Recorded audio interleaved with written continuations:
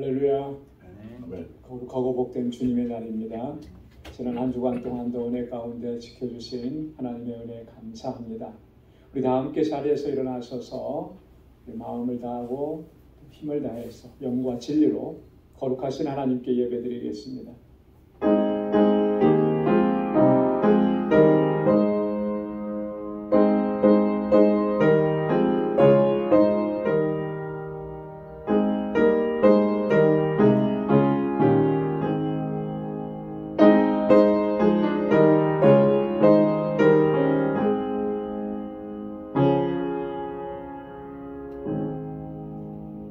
여호와는 나의 빛이요 나의 구원이시니 내가 누구를 두려워하리요. 여호와는 내 생명의 능력이시니 내가 누구를 무서워하리요. 나의 대적 나의 원수된 행악자가 내 살을 먹으려고 내게로 왔다가 실족하여 넘어졌도다. 내가 여호와께 청하였던 한 가지 일 곧 그것을 구하리니 곧 나로 내 생전에 여호와의 집에 거하여 여호와의 아름다움을 앙망하며 그 전에서 사모하게 하실 것이라. 아멘. 자비하시고 은혜가 풍성하신 만군의 주 여호와 하나님 아버지, 오늘도 복되고 거룩한 주의 날에 저희들을 거룩하신 주님의 보좌 앞으로 불러주시고 이렇게 하나님을 경배하고 또 찬양하며 예배케 하시니 감사합니다. 주님 보좌 앞에 나아오기에 부족함이 없도록 우리 주님의 보혈로 우리를 정결하게 씻어주시고 주님을 사모하는 간절함으로 하나님을 예배하는 저희들 되게 하여 주옵소서. 우리 이 시간 우리 가운데 임하시고 주님의 평강으로 덧입혀 주옵시고 오늘도 주님을 향하여 드리는 이 예배와 찬양을 하나님 기뻐 흠양하여 주옵소서. 예수님의 이름으로 기원하옵나이다. 아멘. 전능하사 천지를 만드신 하나님 아버지를 내가 믿사오며 그 외아들 우리 주 예수 그리스도를 믿사오니 이는 성령으로 잉태하사 동정녀 마리아에게 나시고 본디오 빌라도에게 고난을 받으사 십자가에 못 박혀 죽으시고 장사한 지 사흘 만에 죽은 자 가운데서 다시 살아나시며 하늘에 오르사 전능하신 하나님 우편에 앉아 계시다가 저리로서 산 자와 죽은 자를 심판하러 오시리라. 성령을 믿사오며 거룩한 공예와 성도가 서로 교통하는 것과 죄를 사하여 주시는 것과 몸이 다시 사는 것과 영원히 사는 것을 믿사옵나이다. 아멘. 자리에 앉으시기 바랍니다. 찬양으로 하나님께 영광 돌리겠습니다. 내 영혼이 종이라 주 앞에 엎도니 슬퍼 세상도 전부로 하나님 할렐루야 찬양하세 내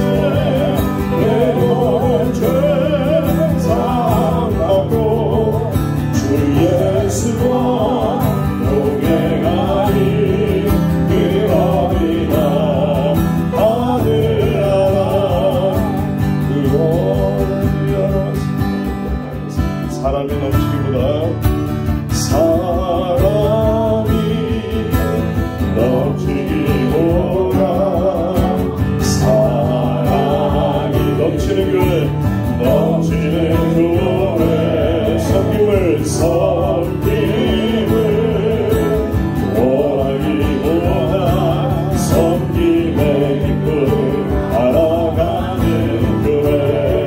아멘. 세상이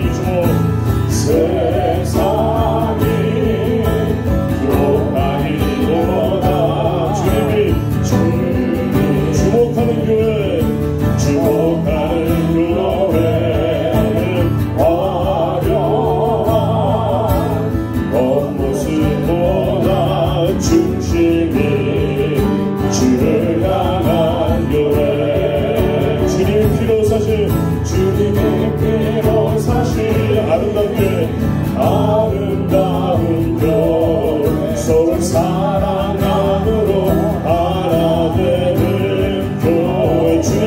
주님이 머리 되신 거룩한 교회. 우리 함께 만들어가요. 내 작은 생각보다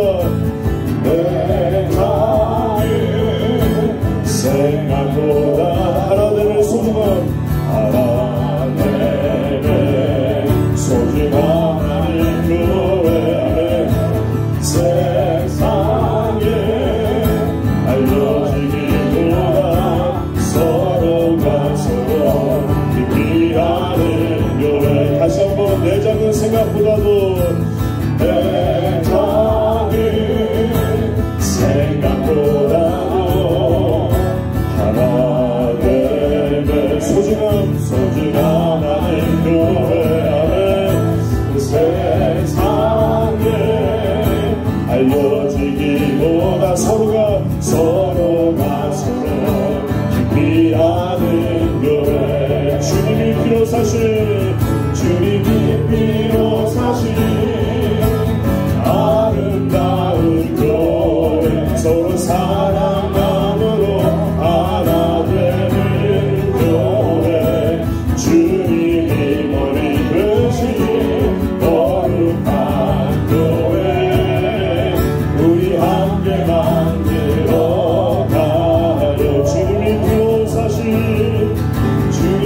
피로 사실 아름다운 교회, 서로 사랑함으로 하나 되는 교회. 주님이 머리 되신 거룩한 교회. 우리 함께 만들어가요. 다시 한번 주님이 피로 사실 아름다운 교회, 서로 사랑함으로 하나 되는 교회. 주님이 머리 되신 거룩한 교회. 우리 함께 만들어가요. 우리 함께 만들어가요. 우리 함께 만들어가요.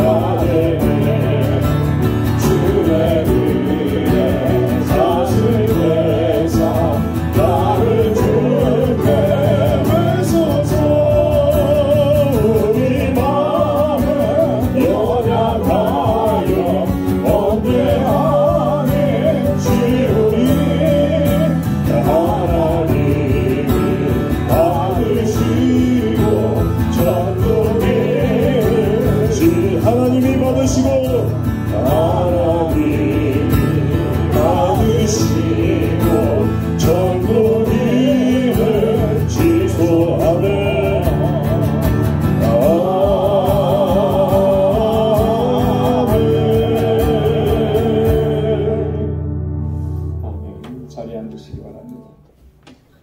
다 같이 기도드리겠습니다.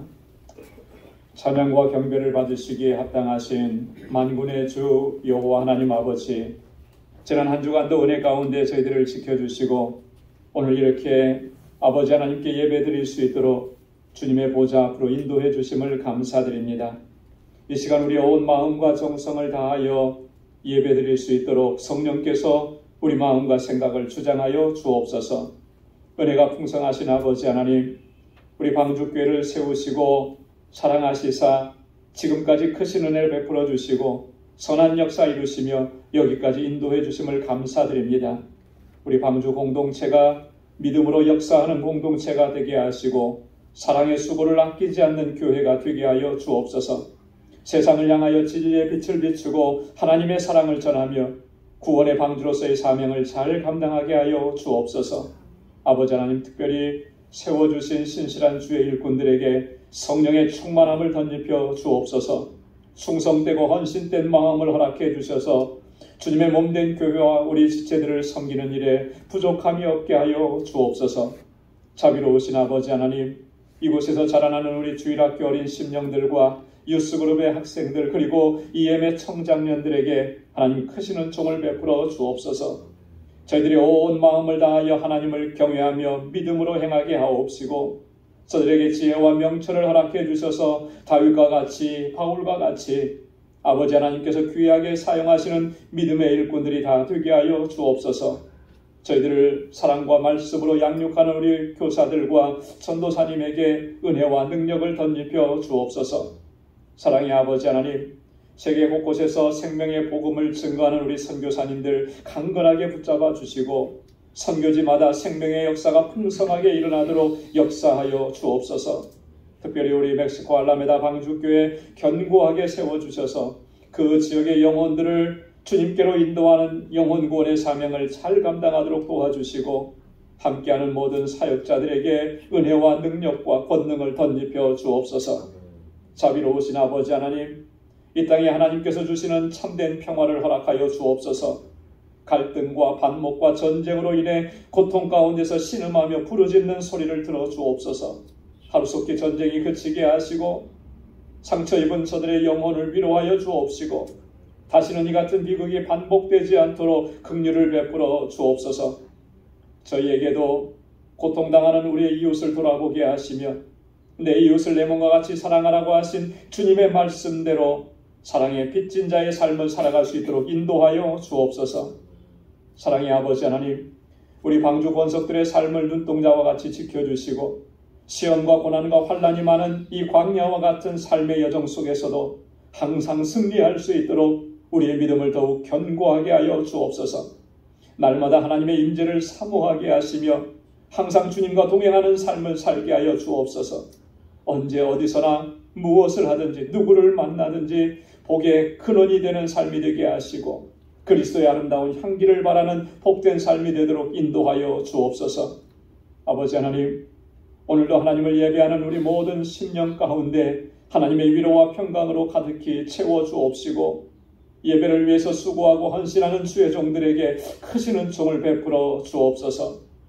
우리를 죄와 사망 가운데서 구원하셔서 거룩한 하나님의 백성이 되게 하신 우리 주 예수 그리스도의 이름으로 간절히 기도드리옵나이다.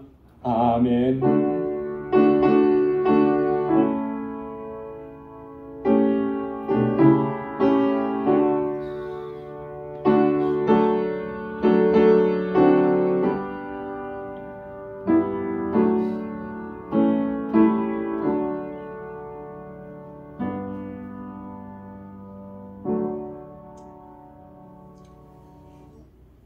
오늘 이 시간 우리에게 주시는 하나님의 말씀은 신약성경 고린도후서 제5장 8절에서 10절까지 말씀입니다. 고린도후서 제5장 8절에서 10절까지 말씀, 신약성경 290페이지에 있습니다. 제가 말씀을 봉독하겠습니다. 우리가 담대하여 원하는 바는 차라리 몸을 떠나 주와 함께 거하는 그것이라. 그런즉 우리는 거하든지 떠나든지 주를 기쁘시게 하는 자 되기를 힘쓰노라. 이는 우리가 다 반드시 그리스도의 심판대 앞에 드러나 각각 선악간에 그 몸으로 행한 것을 따라 받으려 함이라. 아멘. 할렐루야. 할렐루야. 우리 그리스도인들의 신앙생활을 우리가 한마디로 정의하라고 한다면 이렇게 말할 수가 있을 것 같습니다. 하나님을 기쁘시게 하는 삶을 사는 것이다. 하나님을 기쁘시게 하는 삶을 사는 게 사실 우리 신앙생활의 가장 궁극적인 목표인 것이죠.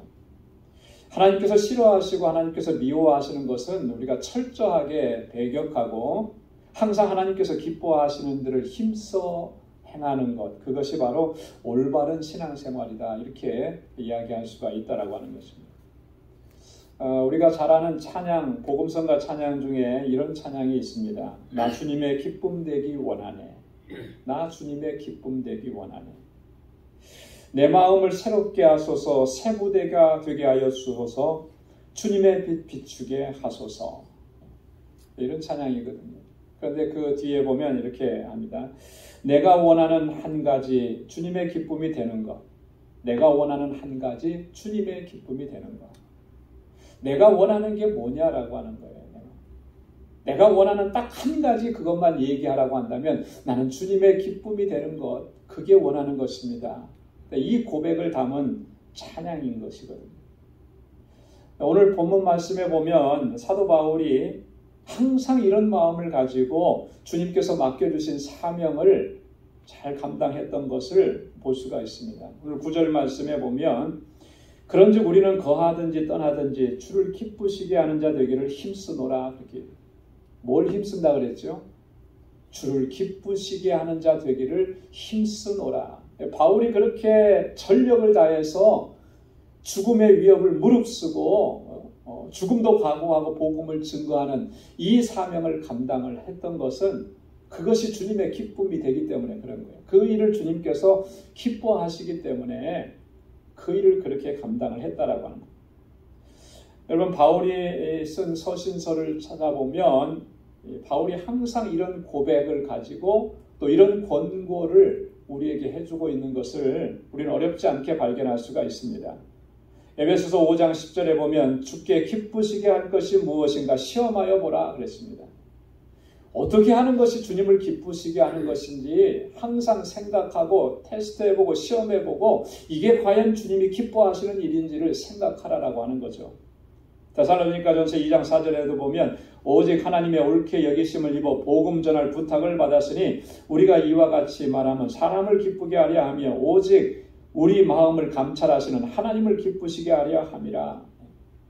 복음 전하는 이 사명을 우리가 받았는데 이 사명을 감당하면서 우리는 사람을 기쁘게 하는 것이 아니다라고 하는 거예요. 하나님을 기쁘시게 하려 합니다. 복음 전하는 사명을 맡겨주신 그 하나님을 기쁘시게 하기 위해서 이렇게 최선을 다한다. 갈라디아서 1장 10절에서는요. 아주 더 강하게 얘기합니다.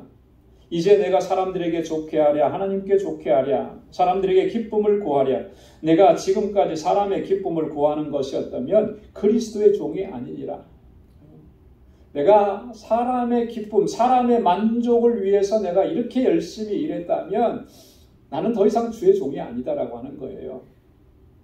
우리가 목회를 하면서, 목회자로서 제가 목회를 하면서 또 교회 안에 하나님의 일꾼으로 세움을 입고서 주님의 일을 감당하면서 그 일을 감당하는 것이 어떻게 하면 저 사람의 마음을 만족시킬까? 어떻게 하면 저 사람을 기쁘게 할까? 여기에 포커스가 맞춰져 있었다면 나는 그리스도의 종이 아니다라고 하는 바울의 고백인 거죠. 뭘 얘기하는 것입니까? 우리의 모든 포커스는 주님의 기쁨에 있다라고 하는 거예요. 자, 그러면 구체적으로 어떻게 하는 것이 하나님을 기쁘시게 하는 것이겠습니까? 우리가 성경을 자세히 읽고 또 묵상하면 하나님께서 기뻐하시는 것이 무엇인지를 어렵지 않게 우리는 발견할 수가 있습니다. 이 성경 안에는 하나님께서 무엇을 기뻐하시고 하나님께서 무엇을 미워하시고 무엇을 싫어하시는지를 아주 자세하게 기록을 해놓고 우리에게 증거해주고 있습니다. 그 많은 것들 가운데 오늘 이 시간에는 우리가 세 가지 정도를 좀 살펴보려고 해요. 어쩌면 이 세 가지가 가장 핵심적이고 가장 중요한 것일 수 있습니다. 첫째는 하나님은 자기를 가까이 하시는 자를 기뻐하신다라고 하는 거예요. 시편 73편 28절 말씀 우리 다 함께 한번 읽어보겠습니다. 하나님께 가까이 함이 내게 복이라. 내가 주 여호와를 나의 피난처로 삼아 주의 모든 행사를 전파하리다. 아멘. 한번 따라서 해보십시오. 하나님께 가까이 함이 내게 복이라. 뭐가 복이라는 거예요? 하나님을 가까이 하는 것이 복이다라고 하는 거예요. 여기서 복이라고 말씀을 했잖아요. 이 복이라고 하는 말 속에는 어떤 의미가 담겨져 있느냐면 하나님 기뻐하신다라고 하는 의미가 담겨져 있는 거죠. 하나님께서 기뻐하시고 하나님의 마음에 흡족하시니까 복을 주시는 것이죠. 하나님의 마음이 기쁘지 않는데 그 기뻐하시지 않는 일에 하나님께서 복을 주시겠느냐는 거예요. 그러니까 하나님께서 복을 주시는 인생은 그 인생을 하나님께서 그만큼 기뻐하신다라고 하는 그런 의미라고. 여러분 구약 성경에서 가장 위대한 믿음의 사람 중에 한 사람을 꼽으라고 하면 우리는 단연코 다윗을 이야기할 수 있을 거예요. 이 다윗을 가리켜서 하나님께서 뭐라고 말씀하셨냐면 내 마음에 합한 자라 이렇게 말씀을 하셨잖아요. 그리고 전무후무한 복과 은총을 그에게 허락해 주셨습니다. 그래서 다윗을 얼마나 사랑하시고 다윗을 얼마나 기뻐하셨으면 다윗의 후대가 끊어지지 않도록 하시겠다고 하는 약속을 해주신 거예요. 다윗 이후의 모든 이스라엘의 왕들은 다윗의 반의 반도 못 미쳤거든요. 그럼에도 불구하고 하나님께서는 남왕국 유다를 멸망시키지 않으시고 그 등불을 계속 이어가시면서 항상 하나님께서는 다윗을 얘기하셨던 거예요. 하나님께서 다윗에게 그런 은혜와 복을 주셨던 것은 다윗의 그 삶이 하나님의 기쁨이 되었기 때문에 그런 것입니다. 어느 정도로 기쁨이 되었을까? 하나님은 다윗의 어떤 모습을 보시고 기뻐하셨을까? 우리가 시편의 말씀들을 묵상하다 보면 하나님께서 다윗을 기뻐하신 그 모습, 왜 그렇게 기뻐하셨는지를 우리 어렵지 않게 찾아볼 수 있다라고 하는 거예요. 가장 두드러진 거 하나는 뭐냐면 다윗의 마음의 중심이 항상 하나님을 향하고 있었다라고 하는 거예요. 그리고 하나님의 임재 안에 거하기를 늘 사모했다라고 하는 거죠. 하나님의 임재 안에서 내가 살아가기를. 그래서 시편 27편 4절에 보면 다윗이 하나님께 청했던 한 가지를 이야기합니다. 그건 뭐냐면 내가 여호와의 집에 거하며 여호와의 아름다움을 앙망하며 그 전에서 사모하게 하실 것이라. 할렐루야. 다윗이 사모했던 것은 이거 하나예요. 부귀를 구한 것도 아니고 영화를 구한 것도 아니고 장수를 구하는 것도 아니고 우리 자손이 잘 되고 형통한 거 이거 구한 것도 아니고 오직 하나 여호와의 집에 거하며 하나님의 임재 안에 거하며 하나님의 아름다움을 앙망하며 그 전에서 그것을 사모하게 하여 주옵소서. 이게 다윗의 간절한 가장 우선적인 첫 번째 간구고 소원이고 기도의 제목이에요. 이렇게 하나님을 사모한 거예요. 그 사모하는 마음으로 하나님의 도우심과 인도하심을 구하고 그리고 자신의 모든 삶과 또 이스라엘 백성들을 온전히 하나님께 의탁하고 맡겨드렸기 때문에 이 모습이 하나님의 기쁨이 됩니다. 시편 18편 2절로 3절에 보면 여호와는 나의 반석이시오 나의 요새시오 나를 건지시는 자시오 나의 하나님이시오 나의 피할 바이시오 나의 방패시오 나의 구원의 뿌리시오 나의 산성이시로다. 내가 찬송받으실 여호와께 아뢰리니 내 원수들에게서 구원을 얻으리로다. 이렇게 하나님께 모든 것을 의탁하고 하나님의 도우심을 구했던 거죠. 시편 27편 1절에도 보면 여호와는 나의 빛이요 나의 구원이시니 내가 누구를 두려워하리요? 여호와는 내 생명의 능력이시니 내가 누구를 무서워하리요? 나의 빛이시고 나의 구원이시고 나의 생명의 능력이 되시는 하나님께 모든 것을 의탁하고 맡겨드리고 그 하나님의 도우심을 구하면서 매일매일의 삶을 하나님의 임재 가운데 살아갔다는 겁니다. 여러분, 하나님께서 기뻐하시는 사람은 바로 이와 같은 사람인 거예요. 그 마음의 중심이 하나님께로 향하고 항상 주님의 임재 안에 거하기를 사모하는 거예요. 그래서 나의 연약함과 부족함을 인정하고 주님께 모든 걸 맡겨드리고 하나님의 인도하심을 구하는 사람, 그 사람을 하나님께서 기뻐하시는 거죠. 여러분, 우리가 신앙생활하면서 무엇보다도 우선적으로 집중해야 되고 사모해야 되고 우리의 신앙의 모습을 바로잡아야 되는 것은 바로 이런 부분입니다. 내가 정말 나의 마음의 중심이 하나님을 향하고 있느냐라고 하는 거예요. 이 내 마음속이 무엇으로 채워져 있느냐라고 하는 거죠. 과연 하나님으로 채워져 있는가?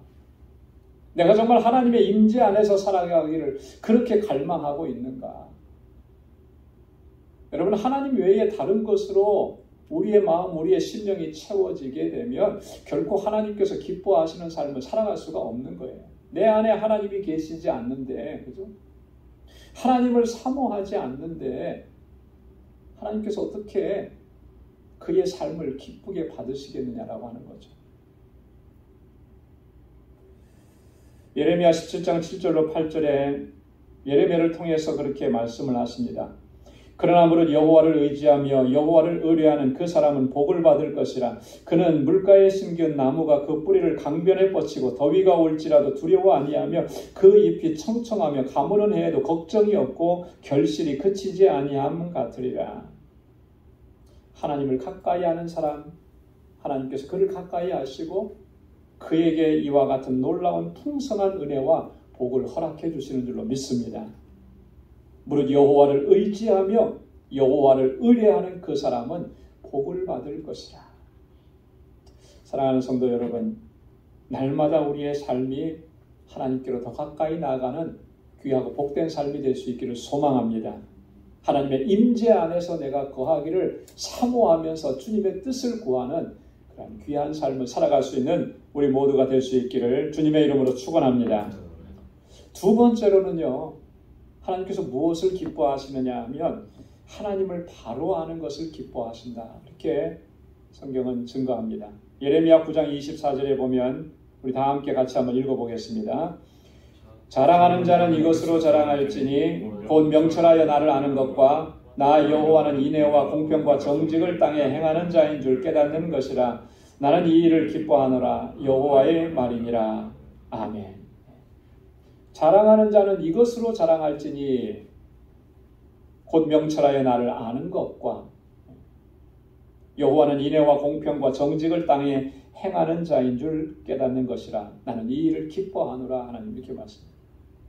그런데 오늘 본문 말씀 바로 앞부분에 보면 하나님께서 예레미야 선지자를 통해서 우리가 결코 자랑해서는 안 되는 것들을 세 가지로 말씀을 합니다. 그 세 가지가 뭐냐면 바로 지혜와 용맹과 부함이라고 하는 거예요. 여러분, 지혜와 용맹과 부함 사실 굉장히 자랑스러운 것이잖아요. 그죠? 여러분 어떻습니까? 우리가 일생을 살아가면서 여러 가지 하나님 앞에 간구하는 것 참 많은데요. 그 간구하는 것들의 가장 핵심적인 요소들을 보면 바로 이런 거잖아요. 이런 거예요. 하나님 내게 지혜를 허락해 주시고 내게 용맹 담대함을 허락해 주시고 나에게 걱정 없이 살아갈 수 있는 부함을 허락해 주시고, 그래서 이런 것을 갖춘 사람들을 굉장히 우리는 부러워하고, 그죠? 그런 것을 얻기 위해서, 누리기 위해서 우리가 많이 기도하고 그렇게 하나님 앞에 간구하고 또 우리의 삶을 그렇게 최선을 다해서 살아갑니다. 그런데 하나님께서는 그 경고하시는 거예요. 예레미야 9장 23절에 보니까 여호와께서 이같이 말씀하시되 지혜로운 자는 그 지혜를 자랑치 말라. 용사는 그 용맹을 자랑치 말라. 부자는 그 부함을 자랑치 말라. 이런 것들은 자랑거리가 되지 않는다라고 하는 거예요. 우리 하나님의 백성들이 진정으로 자랑해야 되는 것은 뭐냐면 하나님을 바로 아는 것. 이거 하나님께서 기뻐하시는 일이라는 걸 바로 깨닫는 것. 여러분, 하나님께서 정말로 기뻐하시는 것이 뭐냐라고 했을 때 오늘 예레미야를 통해서 주시는 말씀은 바로 이거예요. 하나님을 바로 아는 것이다라고 하는 거예요. 좀 더 구체적으로 얘기하면 하나님은 인애와 공평과 정직을 이 땅에 행하시는 분이시라고 하는 걸 바로 깨닫는 것. 이거 하나님께서 기뻐하신다라고 합니다. 그렇기 때문에 우리가 신앙생활하면서 정말로 더욱더욱 힘써야 하는 것이 뭐냐면 하나님을 바로 알기를 힘써야 된다라고 합니다. 하나님께 대한 바른 지식을 갖는 것이 그 무엇보다도 중요하고 우선한다라고 하는 거예요. 왜 그러냐 하면 여러분, 우리가 하나님께 대한 바른 지식을 갖지 못하게 되면 우리의 모든 종교적인 행위들, 심지어는 우리가 정말 거룩하다고 이야기하는 기도와 예배조차도 하나님을 기쁘시게 할 수가 없는 거예요. 하나님을 바로 알지 못하고 드리는 기도, 내 정욕을 따라 구하게 되어 있습니다. 하나님을 바로 알지 못하고 드리는 그 예배가 온전히 하나님을 향할 수가 없다라고 하는 것입니다. 이사야 1장 11절 말씀에 보면 하나님께서 당대에 이스라엘 백성들, 유다 백성들을 향해서 아주 심각한 어조로 이렇게 말씀을 해주셨습니다. 여호와께서 말씀하시되 너희의 무수한 재물이 내게 무엇이 유익하뇨? 나는 수양의 번제와 살찐 짐승의 기름에 배불렀고 나는 수송아지나 어린 양이나 수염소의 피를 기뻐하지 아니하노라. 이게 무슨 말씀입니까? 너희 무수한 재물이 내게 무엇이 유익하뇨? 재물이라는 게 뭐예요? 하나님께 바쳐지는 거잖아요. 하나님께 드리는 거잖아요. 수양의 번제, 살찐 짐승의 기름, 수송아지, 어린 양, 수염소의 피, 다 이게 뭐에 사용되는 것들입니까? 하나님께 제사 드릴 때 사용되는 거잖아요. 그죠? 하나님께 드려지는 제물이잖아요. 이 제사라고 하는 것은 오늘 이 시대로 이야기하면 예배예요, 예배. 그죠? 하나님께 이렇게 예배를 드렸는데 하나님 뭐라고 말씀하시냐면 나 그런 거 기뻐하지 않는다 그렇게 얘기하십니다. 뭐가 문제겠습니까? 뭐가? 분명히 하나님께 이렇게 제사 드렸는데 여기 보니까 무수한 제물이라 그랬거든요. 인색하게 한 것도 아니에요. 풍성하게 하나님 앞에 드린 거예요. 그런데도 하나님 기뻐하시지 않는데 오늘 우리는 그렇게 생각할 수가 있잖아요. 그죠? 예배 꼬박꼬박 다 참석을 했고 그죠? 봉헌도 내가 충분하게 했고 11조 안 빼먹었고 또 교회 안에 와서 그렇게 많이 봉사했고 했는데 우리 아마 하나님께서 이렇게 말씀하시면은 너무나 놀래가지고 하나님 앞에 정말 항변하고 반문할 거예요. 근데 하나님께서 그런 모습을 보시면서 기뻐하시지 않는다라고 하잖아요. 자, 그런데 이사야 1장 바로 앞부분에 보면 10절에 보면 먼저 이렇게 얘기합니다. 너희 소돔의 관원들아 여호와의 말씀을 들을지어다. 너희 고모라의 백성들아 우리 하나님의 법에 귀를 기울일지어다. 뭡니까? 그들이 하나님의 말씀을 듣지 않고 하나님의 법에 귀를 기울이지 않았다라고 하는 거예요. 그러면서도 하나님 앞에 이렇게 우리는 풍성한 제물로 제사를 드렸으니 하나님께서 기뻐 받으셨을 것이다. 그렇게 스스로가 생각했다라고 하는 것이죠. 그런데 하나님께서는 정반대로 말씀하시는 거예요. 나 그거 기뻐하시지 않는다. 뭡니까? 하나님의 말씀을 귀 기울여 듣지 않고 하나님의 법에 귀를 기울이지 않는 것. 하나님의 말씀에 귀를 기울이지 않으니까 하나님이 어떤 분이신지를 바로 알지 못하는 거예요. 그저 그냥 이 제사 잘 드리고 제사 드릴 때 제물이 좀 정말 실하고 튼튼하고 풍성하기만 하면 여타의 다른 신들처럼 그렇게 하나님도 기뻐하실 것이다. 이렇게 생각하는 거예요. 그러니까 그들의 생각 속에는 하나님을 그 주변 국가의 주변 민족들이 섬기는 그런 신들과 동일한 선상에 두고 이야기하는 거예요. 하나님을 이렇게 알지 못하는 것이죠. 여러분, 우리는 그렇기 때문에 하나님을 바로 알기 위해서 우리는 최선을 다해야 할 줄로 믿습니다. 어떻게 하면 우리가 하나님을 바로 알아갈 수가 있는가? 가장 중요한 것은요, 가장 우선하는 것은, 절대적인 것은 여러분 우리가 성경을 부지런히 읽고 또 깊이 묵상하고 하나님의 말씀을 깊이 연구해야 하는 것입니다. 왜냐하면 그 외에 우리는 하나님을 바로 알 수 있는 길이 없는 거예요. 왜냐하면 성경 안에 하나님께서 자신을 다 계시해 두셨기 때문에 그래요. 하나님이 어떤 분이신지, 하나님은 어떤 능력으로 역사하셨는지 이걸 다 성경 안에 기록해 주셔서 오늘 우리에게 주신 거예요. 그래서 성경을 우리는 더 깊이 묵상해야 돼요. 제가 늘 강조하고 성경을 많이 읽어야 됩니다. 부지런히 읽읍시다. 매 주일마다 성경 읽기 문제도 내드리고 퀴즈도 내리고 별의별 것 제가 다 해서 여러분들에게 말씀을 드리는 그 이유는 그냥 성경 많이 읽으십시오 이런 게 아니고 이 성경 안에서 계시하신 하나님을 우리가 좀 깊이 만나야 되지 않겠느냐. 하나님이 어떤 분이신지를 바로 알아야 되지 않겠느냐. 하나님을 바로 알지 못하면 우리의 신앙생활, 우리의 예배하는 것들이 다 엉뚱하게 돼버리는 거예요. 오늘 이사야 선지자를 통해서 말씀을 주셨던 것처럼 그게 결코 하나님을 기쁘시게 할 수 없는 그런 모습으로 나아갈 수 있다라고 하는 것이죠. 뿐만 아니라 우리는 한 걸음 더 나아가야 되는 것입니다. 성경을 읽고 성경을 묵상했을 때 하나님께서는 분명히 우리에게 도전을 주시고 감동을 주시는 게 있어요. 성경을 우리가 제대로 읽으면 그 하나님의 말씀이 나를 감동시키시는 그 은혜와 역사를 경험하게 되는 것입니다. 어떤 말씀은 나를 찌르기도 하시고 어떤 말씀은 나를 고통스럽게도 하시고 어떤 말씀은 나를 위로하기도 하시고 그렇게 하나님께서 우리에게 도전을 주신 그 말씀을 내 삶 속에 적용하고 그 말씀대로 순종하기를 힘써야 하는 것입니다. 그러면 성경에 계시하신 그 하나님을 우리가 바르게 체험할 수가 있는 것입니다. 그래서 호세아 선지자가 그렇게 외쳤잖아요. 그러므로 우리가 여호와를 알자. 힘써 여호와를 알자. 힘써서 하나님을 알자. 하나님은 이 일을 기뻐하시는 줄로 믿습니다. 세 번째로 하나님께서 기뻐하시는 일이 뭐냐?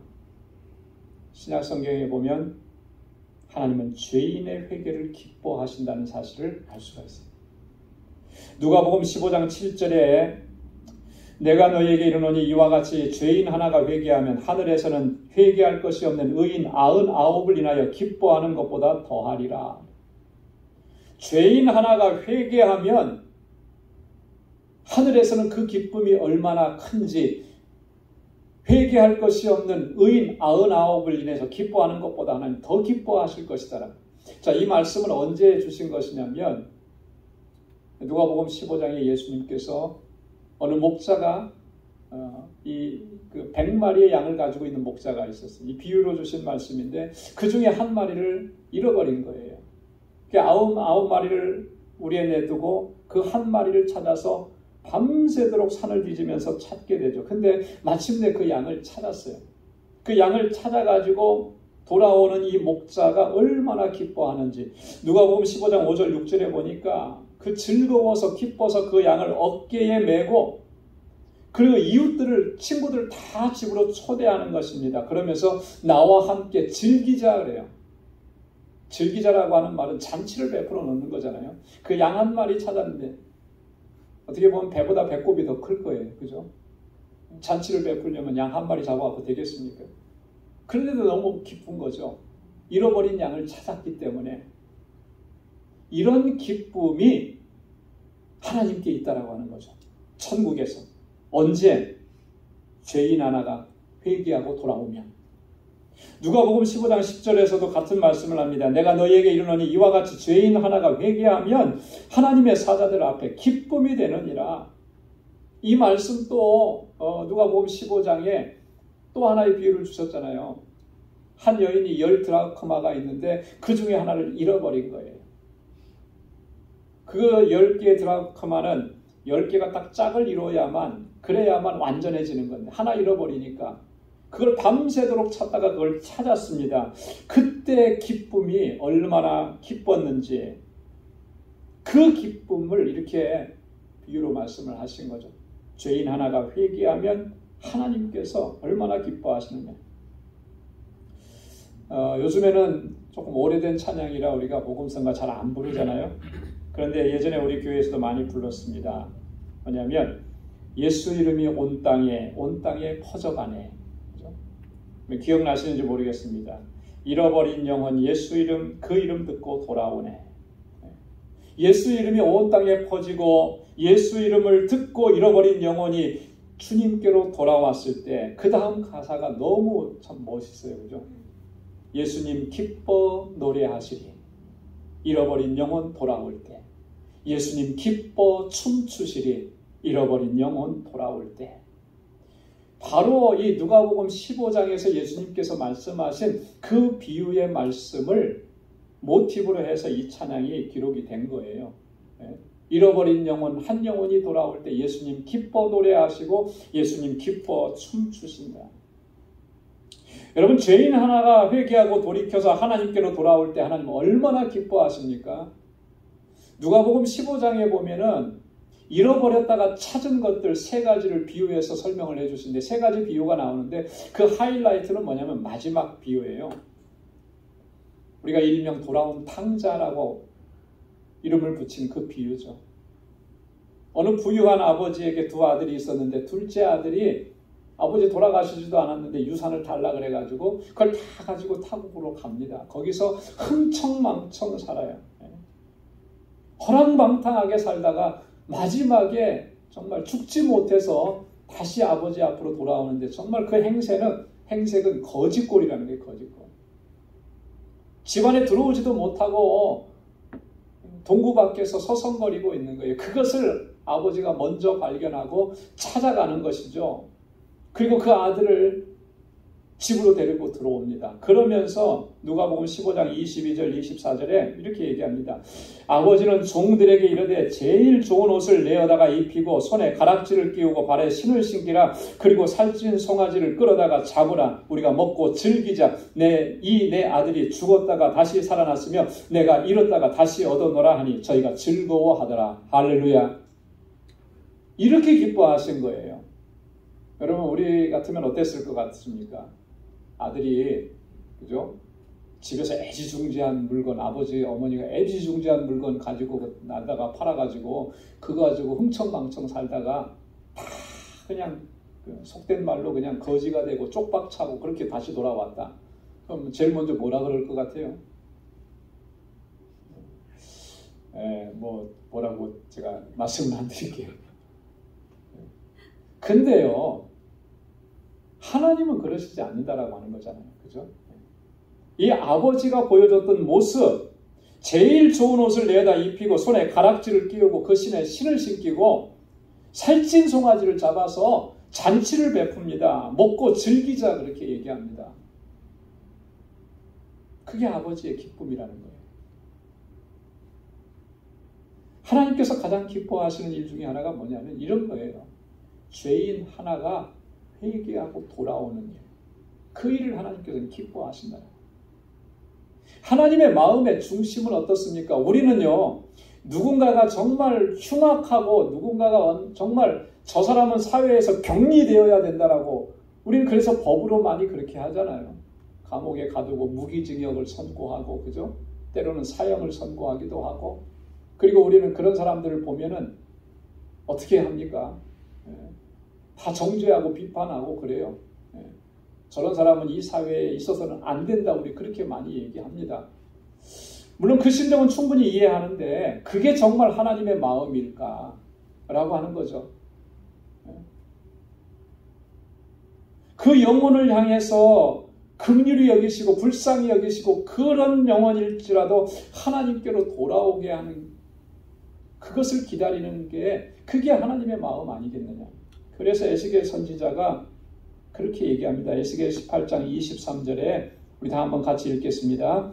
나 주 여호와가 말하노라. 내가 어찌 악인의 죽는 것을 조금인들 기뻐하랴. 그가 돌이켜 그 길에서 떠나서 사는 것을 어찌 기뻐하지 아니하겠느냐. 할렐루야. 어쩌면 우리는 흉악무도한 사람이 사형 선고를 받고 집행이 되고 죽는 것을 보고 잘됐다, 이제는 사회 정의가 이루어졌다, 이렇게 얘기할지 모릅니다. 그러나 하나님의 마음은 그렇지가 않다라고 하는 거예요. 그 악인의 죽는 것을 내가 기뻐하겠느냐. 왜 그렇습니까? 그도 하나님의 창조물인데, 그죠? 그도 하나님의 창조물인데, 그가 돌이켜서 그 길에서 떠나서 하나님께로 돌아와서 사는 것, 그거 내가 기뻐하지 않겠느냐. 그렇기 때문에 이게 하나님의 본 마음이기 때문에 하나님께서는 끊임없이 주의 종들을 보내신 겁니다. 그 마음을 돌이켜서 하나님께로 돌아오라고 그렇게 하나님께서 애쓰신 거예요. 죄인 하나가 회개하고 돌이켜서 하나님께로 돌아오는 것, 그것을 하나님께서 가장 기뻐하시는 줄로 믿습니다. 그렇기 때문에 하나님께서는 예수님을 이 땅에 보내주신 거예요. 다 우리가 그런 죄인이었잖아요. 흉악한 죄인이었잖아요. 우리 죄인들을 구원하셔서 하나님의 자녀가 되게 하셨잖아요. 아버지의 마음이. 그리고 이제는 우리에게 이 일들을 감당하라고 우리에게 사명을 주신 것입니다. 그렇기 때문에 우리는 무엇보다도 우선적으로 하나님께서 기뻐하시는 이 일을 감당하기 위해서 우리는 최선을 다해야 할 줄로 믿습니다. 사랑하는 성도 여러분, 오늘 우리가 이 시간 하나님께서 기뻐하시는 일들에 대해서 우리가 잠시 상고해 봤습니다. 사도 바울은 그의 일평생의 사역을 감당하면서 주를 기쁘시게 하는 자 되기를 힘쓰노라 그랬습니다. 우리도 마찬가지로 그렇게 고백하고 그렇게 결단하고 그렇게 힘쓸 수 있기를 소원합니다. 하나님은 자기를 가까이 하는 자를 기뻐하신다.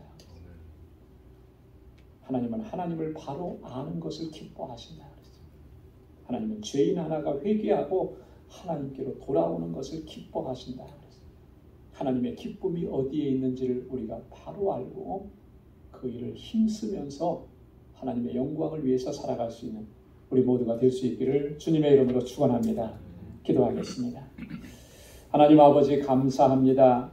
오늘도 이 아침 저희들에게 귀한 말씀을 허락해 주시고 하나님의 기쁨이 무엇인지를 바로 깨달을 수 있는 은혜 주셔서 감사합니다. 오늘 사도 바울이 고백하고 결단했던 것처럼 우리도 항상 주님을 기쁘시게 하기를 힘쓰는 믿음의 권속들이 다 되게 하여 주옵소서. 무엇보다도 하나님의 마음이 있는 곳에 우리의 발걸음이 그곳에 머물게 하시고 하나님께서 안타까워하시면서 주님께로 돌아오라고 부르시는 그 심령을 향해서 하나님의 이 사랑과 복음을 증거하며 살아갈 수 있는 저희들이 되게 하여 주옵소서. 그래야 하나님의 뜻을 이루고 하나님의 영광을 위해서 귀하게 쓰임받는 우리 방주의 권속들이 다 될 수 있도록 은혜 위에 은혜를 더하여 주옵소서. 감사하며 예수님의 이름으로 기도드리옵나이다. 아멘. 우리 찬송 217장 부르시면서 준비하신 예물 하나님께 드리겠습니다.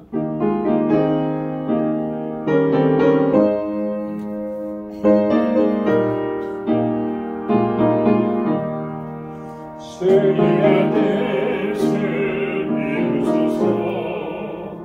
오연하게 기다리니 진흙과 같은 날 믿으사 주님의 영상만 주소서.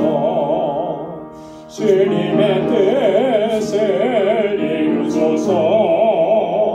주님 발 앞에 엎드리니 나의 맘속을 살피시사 눈보다 위게 하옵소서.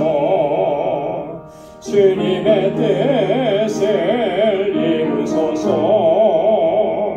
병들어 몸이 피곤할 때 권능의 손을 내게 펴서 새롭게 하여 주옵소서.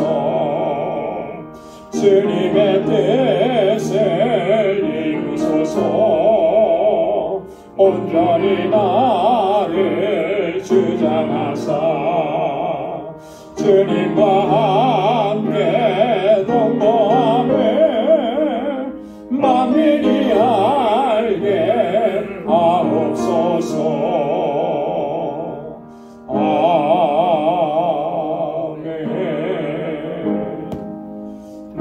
가진 모든 것 다 주의 것이니 그 많은 귀한 선물을 다 주께 바치네. 아멘.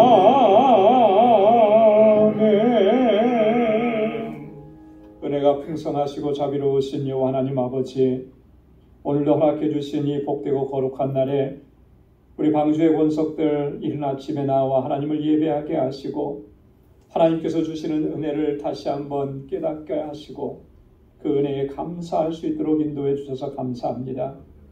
지나온 나의 모든 삶은 하나님의 은혜였습니다. 아버지 하나님, 연약하고 어리석고 우둔하고 부족한 저희들을 불쌍히 여겨주셔서 넘치는 은혜를 허락해 주시고 믿음으로 살아갈 수 있게 하시고 이렇게 하나님을 경배하고 예배할 수 있게 하신 하나님 감사합니다.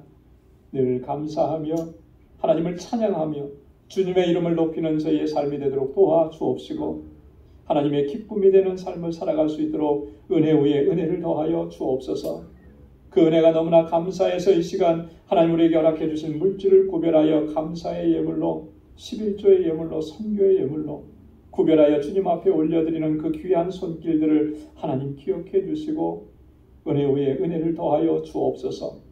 비록 우리의 삶에 고난이 있어도 결코 낙심하고 좌절하지 않게 하시고 억울한 일 당해도 그 일로 인해서 아버지 하나님 미워하고 시기하고 질투하지 않게 하시고 오직 주님께서 내게 베풀어 주신 그 사랑으로 서로 사랑할 수 있는 하나님의 자녀로 살아가도록 인도하여 주옵소서. 하나님이 나의 주인이십니다.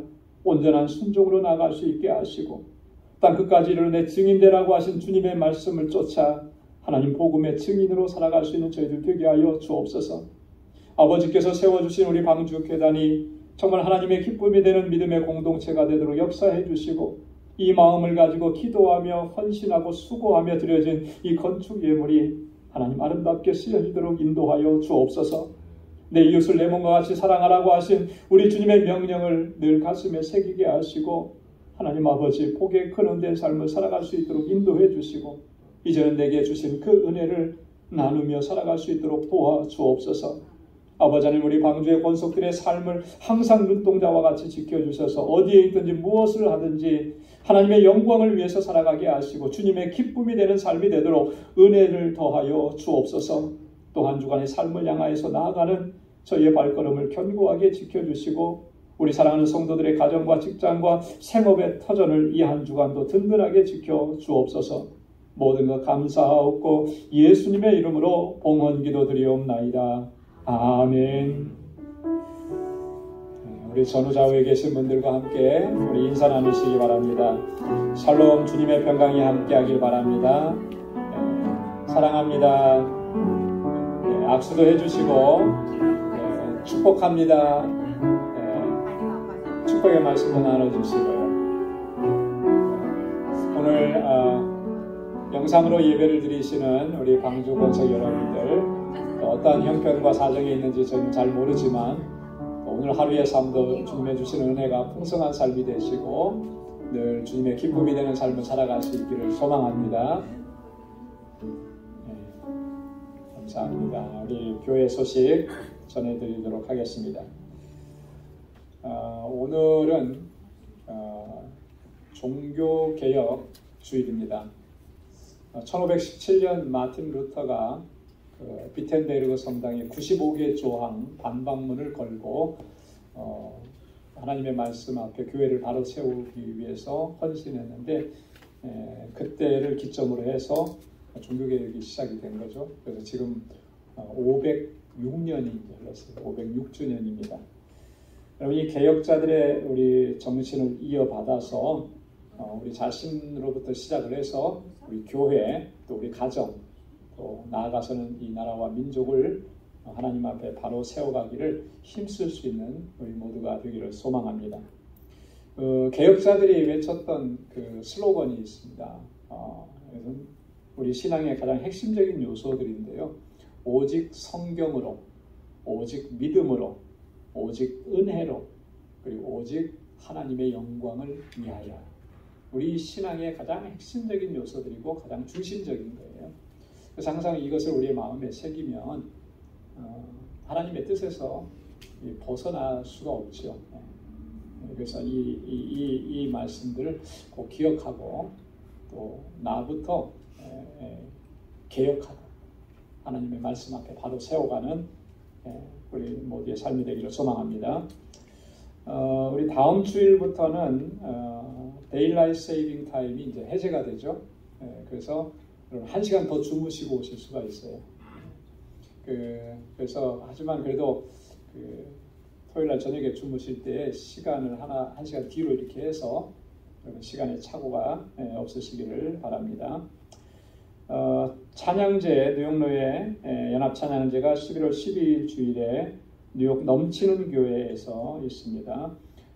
지금 연습을 계속 하고 있는데요. 수요일 예배 후에도 연습을 하고 있습니다. 오늘도 2부 예배 친교 후에 우리 찬양대 연습이 있으니까 다 참여하시고 찬양대원이 아닌 분들도 또 함께 참여하시면 고맙겠습니다. 우리 피택자 교육 오늘 찬양대 연습 후에 있는데요. 다음 주일이 우리 피택 장로님들 시험이 있습니다. 그래서 여러분 다들 너무너무 긴장을 많이 하시더라고요. 기도해 주시고 또 격려해 주시기를 바랍니다. 11월 달부터는 우리 사구역에서 친교 봉사를 담당해 주시겠습니다. 우리 다 함께 자리에서 일어나셔서 268장 1절 부르시겠습니다.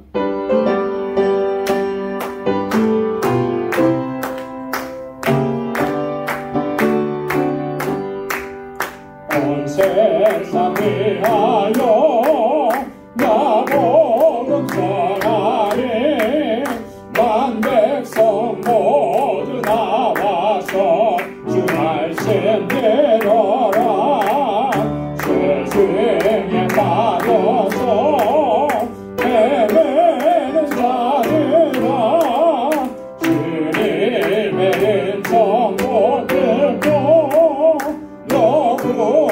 구원받아라 전하고 기도해 때를 증인 되리라 세상 모든 사람들 믿고 그 사랑 알도록.